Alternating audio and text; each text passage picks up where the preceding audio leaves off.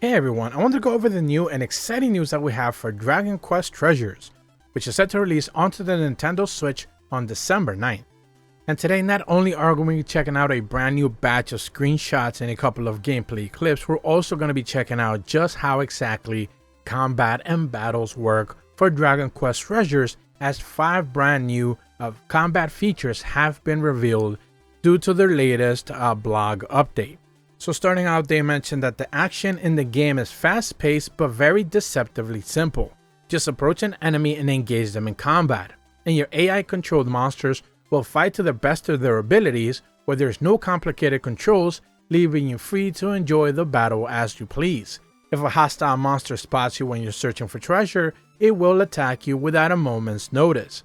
Let the battle commence, and your monsters will decide the best course of action to win the fight.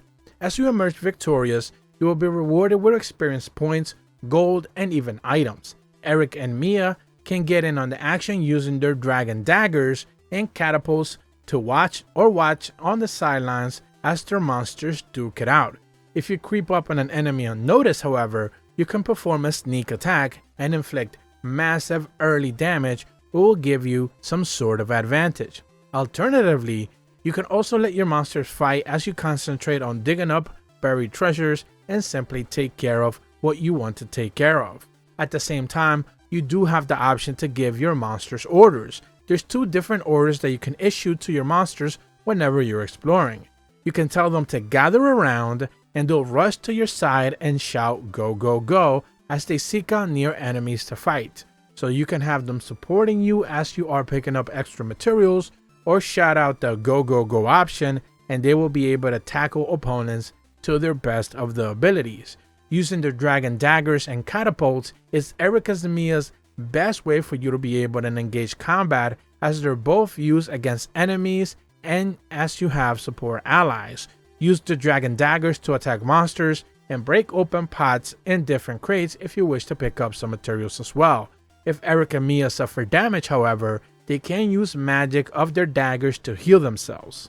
You also have the option to use the catapult to snipe out and reach out enemies from far away. Pellets can be found in different chests or purchased from the Axel's workshop. Certain pellets have healing effects, while others will buff your allies.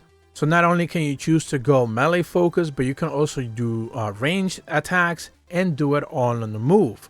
Many enemies are weak against certain elements like fire or a specific type of physical damage, and all such vulnerabilities can be exploited with the right pellets. So making sure that if you're using the range options, using the right pellets for damage is the best way for your approach in combat. You can also use your catapult to recruit monsters. Strike an enemy with a buddy bullet to increase the likelihood of them wanting to join your gang as well. Be sure to keep a few on hand, because you never know what powerful monster you'll be meeting up next. Causing major damage with a monster melee is also another option, as Eric and Mia have their monster minions manage to chain their attacks together in the right order. They'll be unleashing a monster melee attack. Each one of the monsters has 3 or 4 different abilities at their disposal, and each have a different lineup of abilities. The amount can be different too, and essentially between monsters and the same species, so you do want to keep an eye out if a certain monster has a more powerful attack, although it is the same type of monster that you could potentially be fighting. Your monsters are more than capable of choosing the right ability for the situation, be it attacking a foe or supporting an ally, so you don't necessarily need to engage too much on that unless you choose to. But if the time calls for the right attack, Eric and Mia can use their allies and combine them into a powerful monster melee attack, which will dish out massive damage, chaining together many attacks and abilities to dish out astronomical punishment on different enemies. You also have the option to unleash the dragon. With every single hit, Eric and Mia land on the enemy charges their dagger's gauge, and once the gauge is full, basically there are monsters attacks as you unleash a dragon attack performed with a very special technique.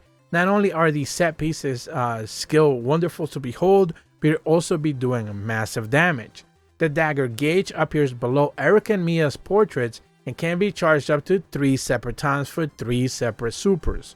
Unleashing the dragons once and activating Eric and Mia's wild side ability uses one of the charges, and some of the other specials will be using all three. Fill up the gauge and instruct your slime to unleash a dragon attack. So not only can you use it, but you can also get your monsters to do these massive attacks as well.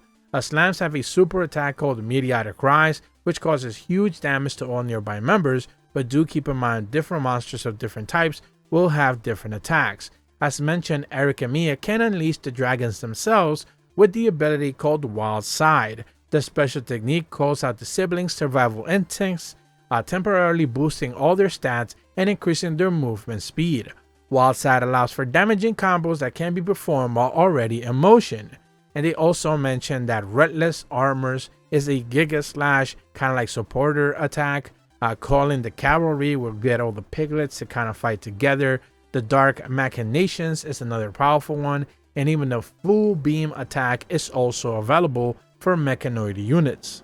The last brand new feature that's being added in, of course, is the medals, where over the course of their adventure, Eric and Mia will be obtaining monster-themed medals that can be equipped to boost your attacks or deafness or any one of your stats. So some of these will be found in chests, but others may be dropped by monsters. You need to keep your eyes peeled. Raise your gang's attack to equip more medals. Each one of the medals provides a different effect and can change the outcome from your engagements. And you also need to know that there's different levels of them, 4 in total: bronze, silver, gold, and rainbow. So that's pretty much all the combat features that we have brand new details on.